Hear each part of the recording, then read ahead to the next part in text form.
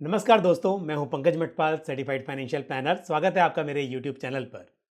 और दोस्तों, यदि आपने मेरा YouTube चैनल अभी तक सब्सक्राइब नहीं किया है, तो आज मैं शुरुआत में ही आपको बोल रहा हूं कि इसे सब्सक्राइब कीजिए और साथ ही बेल आइकन को भी प्रेस कीजिए।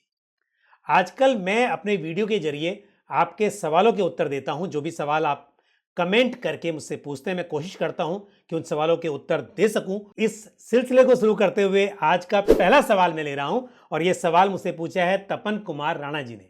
तपन जी का सवाल यह है कि उनकी एज 53 ईयर्स है और आपको मिड कैप या मिड कैप इंडेक्स फंड में से क्या बेहतर रहेगा यह जानना है। देखिए, मिड कैप या मिड कैप इंडेक्स दोनों ही मिड कैप फंड हैं, लेकिन मैं समझ सकता हूं कि जब आप मिड कैप फंड बोल रहे हैं तो आप एक एक्टिवली मैनेज फंड की बात कर रहे हैं और इंडेक्स फंड एक इंडेक्स फंड होता है, यानी कि इंडेक्स में जो भी स्टॉक्स हैं वहां पर आपका एक्सपोजर होगा और ये पैसिवली मैनेज्ड फंड्स होते हैं। तो यहां पर मैं आपको मिड कैप कैटेगरी के हिसाब से बात कर रहा हूं और मैं आपको सलाह दूंगा कि आप एक्टिवली मैनेज फंड में कर लीजिए। और इस कैटेगरी में अगर एक फंड की बात करूं तो कोटक इमर्जिंग इक्विटी फंड मेरे हिसाब से एक अच्छी चॉइस है।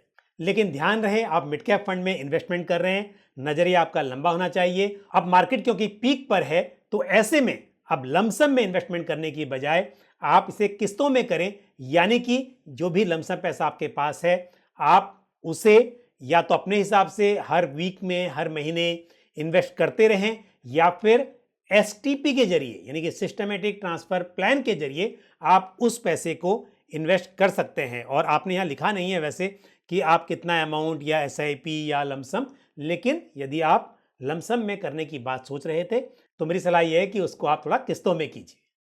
आज का दूसरा सवाल है राजेश सावंत जी का। राजेश सावंत ने मुझसे पूछा है कि क्या वो पीपीएफ अकाउंट में से अपने 45 लाख रुपीस किसी conservative mutual fund, conservative hybrid fund की बात कर रहे हैं या फिर किसी बैलेंस फंड में ट्रांसफर कर सकते हैं, क्योंकि अभी 15 साल का टाइम बचा है रिटायरमेंट के लिए।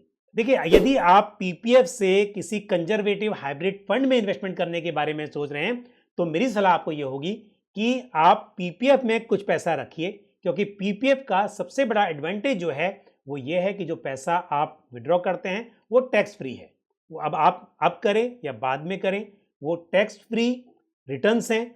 इस हिसाब से आपको पीपीएफ में पैसा रखना चाहिए। और साथ ही क्योंकि आप कंजर्वेटिव हाइब्रिड फंड की बात कर रहे हैं तो मैं सलाह ये दूंगा कि आप हाइब्रिड फंड में मत जाइए। यदि 45 लाख को स्विच करना है, आप 45 की जगह पर 25 स्विच कर लीजिए, लेकिन 25 को आप इक्विटी में इन्वेस्टमेंट कीजिए। यदि आपका इन्वेस्टमेंट होराइजन 15 साल का है तो अच्छा खासा टाइम है। ऐसे में इक्विटी में इन्वेस्टमेंट करके आप अच्छी पूंजी जुटा सकते हैं। तो आप यदि पीपीएफ से विड्रॉ कर रहे हैं तो पूरे पैसे को विड्रॉ ना करके आप पार्शियल अमाउंट विड्रॉ कीजिए और उसे diversified equity oriented mutual funds में इन्वेस्टमेंट कीजिए, ताकि आपके पोर्टफोलियो में पीपीएफ के जरिए स्टेबिलिटी रहे और इक्विटी ओरिएंटेड म्यूचुअल फंड के जरिए ग्रोथ आ सके। अगला सवाल मैं ले रहा हूं कल्पेश मोदी का। कल्पेश ने सवाल पूछा है कि 3 साल से कंटिन्यूसली आदित्य बिरला सन लाइफ टैक्स रिलीफ 96 में ये इन्वेस्ट कर रहे हैं और मेरी सलाह चाहते हैं इस फंड के बारे में। 15 साल के लिए इन्वेस्टमेंट करना है टैक्स रिलीफ में, तो मेरी सलाह ये होगी कि हालांकि फंड ठीक ठाक है, लेकिन इससे बेहतर चॉइस आपके पास है। और टैक्स रिलीफ की या ईएलएसएस की कैटेगरी में अगर मैं बात करूं तो Canara Robeco equity tax saver fund या मेरा एसेट टैक्स सेवर फंड ये बेहतर चॉइस है। तो मेरे हिसाब से आपने जो इन्वेस्टमेंट किया हुआ है वो आप होल्ड कीजिए, लेकिन आगे की जो एसआईपी कर रहे हैं वो आप इन दोनों में से किसी स्कीम में कर लीजिए। अगला सवाल है दीपक भट्ट जी का। दीपक भट्ट ने सवाल पूछा है कि हर बार या समय समय पर रिकमेंडेशन चेंज होती रहती हैं, तो क्या उस हिसाब से इन्वेस्टमेंट चेंज कर देना चाहिए, क्या नई स्कीम ऐड करनी चाहिए या एग्जिस्टिंग स्कीम से दूसरी स्कीम में स्विच कर देना चाहिए। दीपक जी, देखिए, यदि आप इन जनरल बात करेंगे तो मेरी भी अगर आप बात करें, जब भी मैं रिकमेंडेशन दूंगा तो उस वक्त को ध्यान में रखते हुए, उस सिचुएशन को ध्यान में रखते हुए स्कीम बताऊंगा। लेकिन यदि आपने पहले से इन्वेस्टमेंट किया हुआ है तो ऐसे में ऐसा नहीं है कि आपने 1 साल पहले इन्वेस्टमेंट किया और अब आप तुरंत उसको स्विच कर दें। आपको देखना होगा कि वो स्कीम जिसमें आप इन्वेस्टेड हैं, क्या वो सच में ऐसी स्कीम है कि उसकी परफॉर्मेंस बहुत खराब होती जा रही है और आपको वहां से स्विच करना ही पड़ेगा, और या फिर कुछ समय के लिए रहा जा सकता है। देखिए, अगर आप कोई नई चीज ले रहे हैं तो आप डेफिनेटली उस वक्त के हिसाब से जो बेस्ट होगी वो आप चूज करेंगे। लेकिन यदि आपने कोई चीज पहले से खरीदी हुई है, चाहे वो म्यूचुअल फंड हो या कोई और चीज हो, तब ऐसा नहीं होता है कि कोई चीज बेहतर आई तो आपको वहां से स्विच करना है। दूसरी बात, जहां तक सवाल यह है कि क्या आपको फंड ऐड करना चाहिए, यह बिल्कुल पॉसिबल हो सकता है यदि आप इन्वेस्टमेंट बढ़ाने के बारे में सोच रहे हैं। मान लीजिए आपके पास ऑलरेडी एक लार्ज कैप फंड है, फंड एवरेज परफॉर्म कर रहा है, अब आपको एक और फंड ऐसा लग रहा है कि यह फंड बेहतर है, तो आप यदि कुछ नया इन्वेस्टमेंट करने के बारे में सोच रहे हैं तो एग्जिस्टिंग फंड में करने की बजाय आप नए फंड को ऐड कर लीजिए, या फिर कैटेगरी के हिसाब से यदि कुछ मिसिंग है आपके पोर्टफोलियो में तो उस हिसाब से भी आप कुछ नया ऐड कर सकते हैं। आज के इस एपिसोड का आखिरी सवाल, और यह सवाल थोड़ा हटके है, राकेश कुमार जी ने मुझसे सवाल पूछा है कि उनकी वाइफ लोन में को बोरोवर हैं और होम लोन का इंश्योरेंस लिया हुआ है, क्या उनकी वाइफ की डेथ हो जाने से क्या कोई फायदा हो सकता है? तो दोस्त, पहली बात तो यह है कि किसी की डेथ होने से कोई फायदा नहीं होता है। सवाल ऐसा होना चाहिए कि यदि किसी की डेथ हो जाए तो क्या कुछ फाइनेंशियल हेल्प मिल सकती है? तो यहां पर मेरा उत्तर यह है कि पहली बात, जिस व्यक्ति का इंश्योरेंस होता है, अब यहां पर आपकी वाइफ को बोरोवर हैं और आप फर्स्ट बोरोवर हैं, मुझे लगता है कि यहां पर जो इंश्योरेंस होगा वो आप ही का होगा। आप अपनी पॉलिसी की कॉपी चेक कर सकते हैं।